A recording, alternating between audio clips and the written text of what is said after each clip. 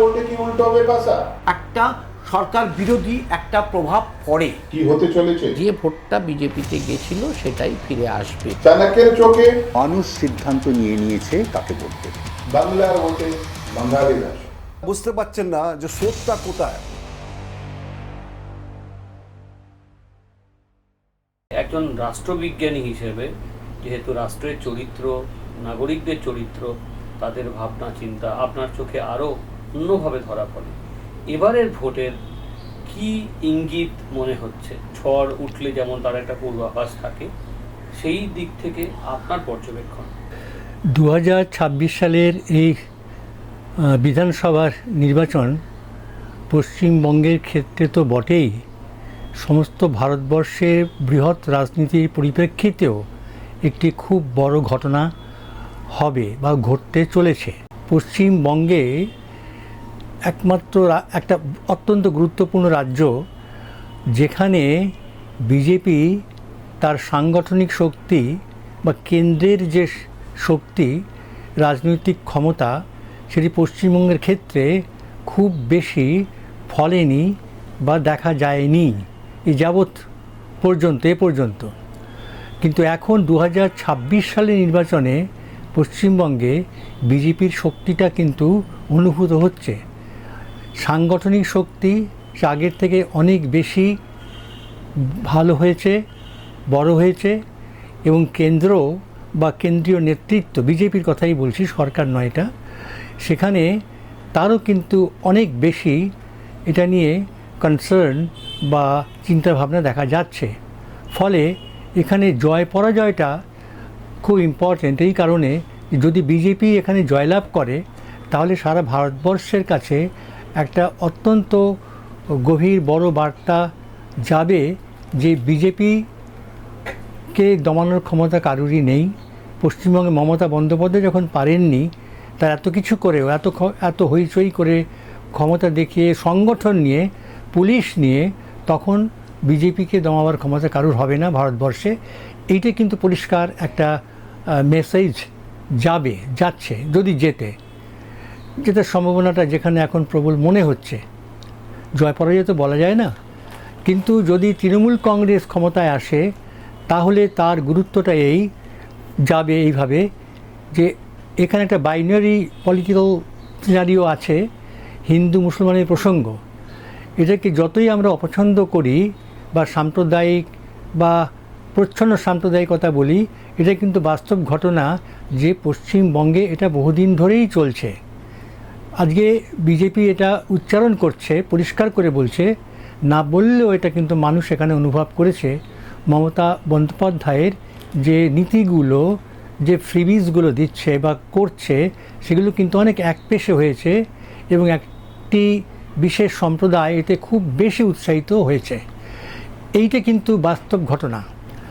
এখন এখানে মমতা বন্দ্যোপাধ্যায় যদি বা তৃণমূল কংগ্রেস যদি ক্ষমতায় আসে বা জিতে যায়, তাহলে এই আশঙ্কাটা থাকবে যে তাহলে এই যে একটা বিশেষ সম্প্রদায়ের কথা বলা হয়, যাদের সঙ্গে জেহাদিরাও হয়তো যুক্ত হতে পারেন, একটা আশঙ্কা আছে, তাহলে কি হবে?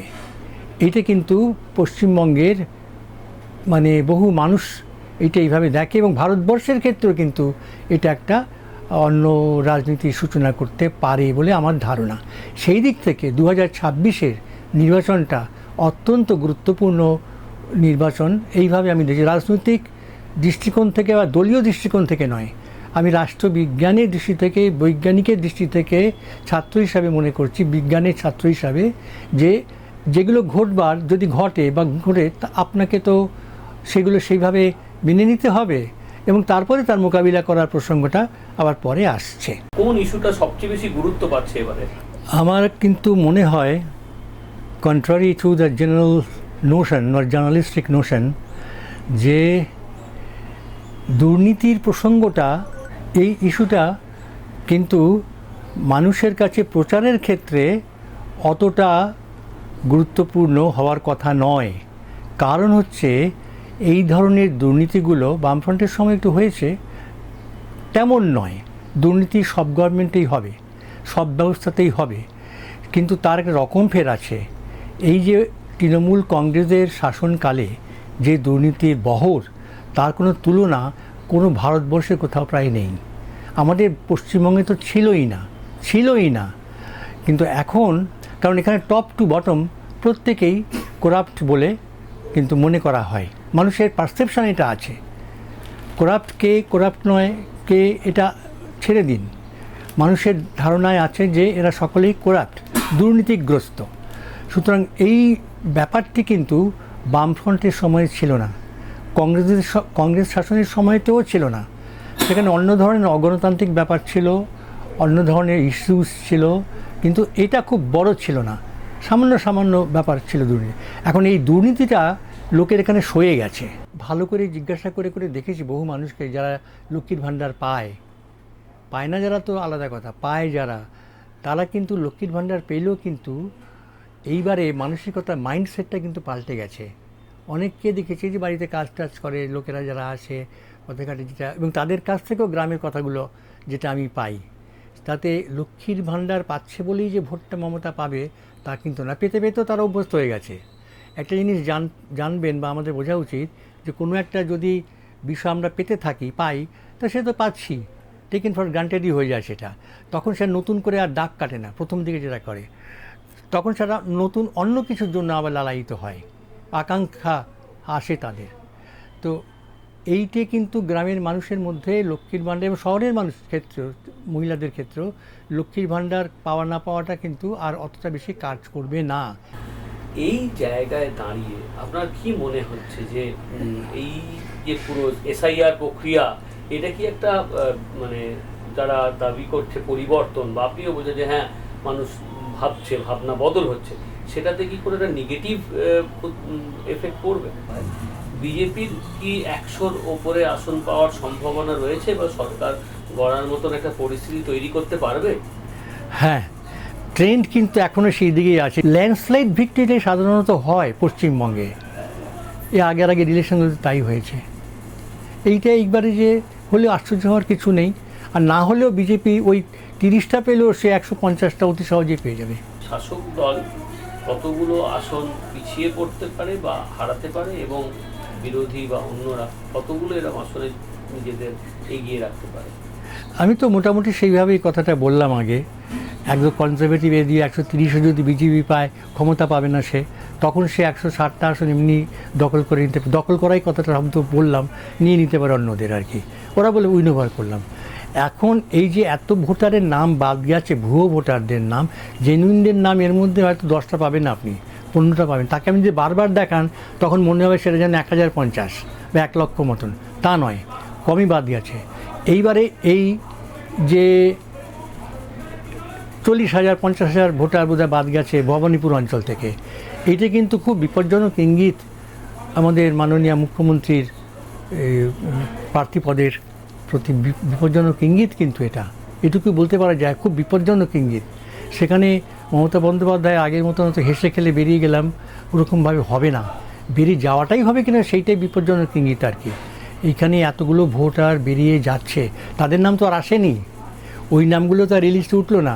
মহাশূন্যে থাকা বামফ্রন্ট, তারা কি যারা এবারেও আবার মহাজোট গড়েছে, আইএসএফ এর সঙ্গে জোট করেছে, আইডিপিএফ এর সঙ্গে করেছে, তাদের কতটা সম্ভাবনা মহাশূন্য থেকে ফিরে আসে? শুনুন, কংগ্রেস যারা প্রায় সাইনবোর্ড, তারা কি আবার সাইনবোর্ড লিখতে পারবে কিনা? আর শাসক দল কতটা চাপের মুখে পড়বে, বা আপনার কি পর্যবেক্ষণ? শেষ এই উত্তর। কংগ্রেসের সম্পর্কে আমার কোনো বক্তব্য নেই, কারণ কংগ্রেস একবারে শূন্যে বিলীন হয়ে গেছে, তো গেছেই পশ্চিমবঙ্গে, কংগ্রেসের কোনো সম্ভাবনারই জায়গা নেই কিছু। সিপিএমের প্রসঙ্গ যদি আনি, বামফ্রন্ট মানে সিপিএম প্রসঙ্গ আনলে সিপিএমের সিট পাবে এরকম সম্ভাবনাটা আমি দেখছি না। তার ভোটের মার্জিন হয়তো বাড়বে, অনেকটাই বাড়বে সিট, এর ফলে একটা সিট পেয়ে যেতে পারে, সেটা এখন ওগুলো তো ওইভাবে বলা যায় না, এ তো ল্যাবরেটরি সায়েন্সে নয়, ওই করা যায় না, কিন্তু পেয়ে গেলেও পেয়ে যেতে পারে, 1খানা 2খানা পেয়ে যেতে পারে, সেটা সাংঘাতিক ব্যাপার, সম্ভাবনা যদিও খুবই কম। সবশেষ যে ব্যাপারটা হচ্ছে কাউন্টিং, আমরা এগুলো ধরে নিয়ে বলছি এগুলো হবে, কিন্তু এগুলো এক্স ফ্যাক্টর একটা আছে। এই এক্স ফ্যাক্টরটা হচ্ছে আপনি ওইখানে কতটা কারচুপি করতে পারলেন, জল মেশালেন। কাউন্টিংটা একটা খুব বড় এক্স ফ্যাক্টর, গতবারে ছিল। আমি বলেছিলাম যে গতবারে যে এখানে কাউন্টিং অন্ততপক্ষে 30-40টা সিট বিজেপি হারিয়েছে কাউন্টিংয়ের প্রসেসের মধ্যে দিয়ে। সেটা কিন্তু বিজেপির যারা কর্মকর্তারা তখন ছিলেন তারা কিন্তু অতটা মাথা ঘামাননি এটা নিয়ে। পরে তারা অবশ্যই চিৎকার করেছেন যে না কাউন্টিংয়ে হয়েছে এটা হয়েছে, নড়াচড়া হয়ে গেল। আপনার সংক্ষিপ্ততে বিজেপি 100 থেকে 130, তৃণমূল কংগ্রেস তার মানে 100-র উপরেই, 150-র কাছাকাছি যদি থাকতে পারে, আর বামফ্রন্ট শূন্য, কংগ্রেসও প্রায় শূন্য, আইএসএফ বা আদার্স যারা তারা হয়তো 2-1টি আসন পেতে পারে। তৃণমূল 150-এ থাকলে বিজেপি 130-এ না, তাহলে সে 170-এ যাবে বা 60-এ যাবে। আমি বলেছি যেটা সেটাই যে যদি 130টা বিজেপি পায় তাহলে 160টা করে নিতে তার কোনো অসুবিধা হবে না। অর্থাৎ বিজেপি ক্ষমতায় আসবে, এই প্রসঙ্গটা আমি বারবার বলতে চাইছি যে সে বাই হুক অর ক্রুক ক্ষমতায় চলে আসবে যদি 130টা পায়। আর সাধারণভাবে সুন্দরভাবে নির্বাচন হয়ে যদি সে এমনি আসে তাহলে হয়তো আরও বেশি হতে পারে, কিন্তু কন্টেস্টটা খুব হাড্ডাহাড্ডি হবে। হ্যাঁ, তৃণমূল কংগ্রেস কতগুলো সম্ভাবনা মানে অ্যাসিওর্ড বা এরকম কি মনে হচ্ছে আপনার? তৃণমূল কংগ্রেস 130-35 পেয়ে যাবে। বামফ্রন্টের কোনো স্থান? বামফ্রন্ট 2-3টে পেতে পারে, 2টো পাবে, বেশি পাবে না। কংগ্রেস একটাও পাবে না, এবং হুমায়ুন কবির একটা পাবে না। হুমায়ুন নিজেরটা পেলেই যথেষ্ট।